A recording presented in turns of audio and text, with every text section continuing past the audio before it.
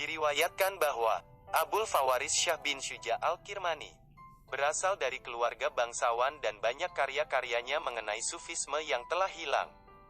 Ia meninggal setelah tahun 270 Hijriah, 884 Masehi. Syah bin Syuja Al-Kirmani mempunyai seorang putera. Di dada si putera ia tuliskan kata Allah dengan warna hijau. Begitu menginjak dewasa, karena tidak bisa bertahan dari dorongan-dorongan hatinya, si anak menyenangkan diri dengan berjalan-jalan sambil membawa kecapinya. Sambil memetik kecapi, dengan suaranya yang merdu, ia senandungkan lagu-lagu yang sangat menyentuh. Pada suatu malam, dalam keadaan mabuk, ia menyusuri jalan-jalan raya sambil memainkan kecapinya itu. Ketika ia sampai di satu pelosok kota, seorang pengantin perempuan yang baru pindah ke tempat itu bangkit dari sisi suaminya yang sedang tertidur untuk melihatnya. Si suami terbangun. Dilihatnya istrinya tak ada di sisinya, ia bangkit dan menyaksikan apa yang sedang terjadi. Maka berserulah ia kepada si pemuda. Anak muda, belum tibakah saatnya engkau bertaubat? Kata-kata ini menghujam jantungnya dan ia segera menjawab, sudah tiba. Sudah tiba. Mantelnya dicabik-cabiknya, kecapinya ia hancurkan.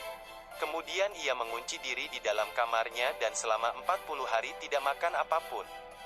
Sesudah itu ia pun keluar dari kamarnya dan pergi mengembara.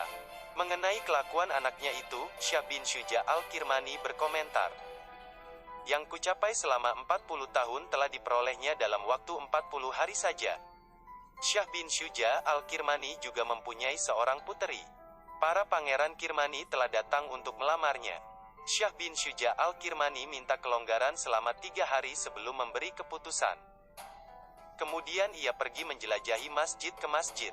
Akhirnya terlihatlah olehnya seorang guru sufi yang sedang salat dengan khusyuk. Syah bin Syuja Al-Kirmani dengan sabar menanti si guru sufi selesai dengan salatnya. Kemudian ia bertanya, apakah engkau telah berkeluarga? Belum, jawab sang guru sufi. Maukah engkau seorang istri yang bisa membaca Al-Quran? Siapakah yang mau menikahkan puterinya kepadaku? Harta kekayaanku hanya 3 dirham. Akan kuserahkan puteriku kepadamu, jawab Syah bin Syuja Al-Kirmani. Dari 3 dirham yang engkau miliki itu, belanjakanlah 1 dirham untuk roti, 1 dirham untuk minyak mawar, dan selebihnya untuk pengikat tali perkawinan atau mahar.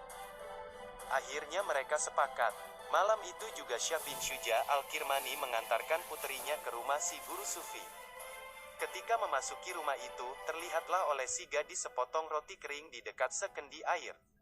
Roti apakah ini? Tanyanya. Roti kemarin yang kusimpan untuk hari ini, jawab si guru sufi. Mendengar jawaban itu, si gadis hendak meninggalkan rumah si guru sufi. Sudah kusadari bahwa puteri Syah bin Syuja Al-Kirmani takkan sanggup hidup bersama diriku yang miskin seperti ini, kata sang guru sufi. Aku meninggalkanmu bukan karena sedikit hartamu, jawab si gadis, tetapi karena sedikit iman dan kepercayaanmu, sehingga engkau menyimpan roti kemarin, dan tidak percaya bahwa Allah akan memberikan rezeki kepadamu setiap hari. Aku jadi heran kepada ayahku. 20 tahun lamanya ia memingitku dan mengatakan, akan kunikahkan engkau dengan seorang yang takwa kepada Allah. Tetapi ternyata ia menyerahkan aku kepada seseorang yang tidak pasrah kepada Allah untuk makanannya sehari-hari. Apakah kesalahanku ini dapat diperbaiki? Si guru sufi bertanya. Dapat, jawab si gadis. Pilihlah 1 di antara 2, aku atau roti kering itu.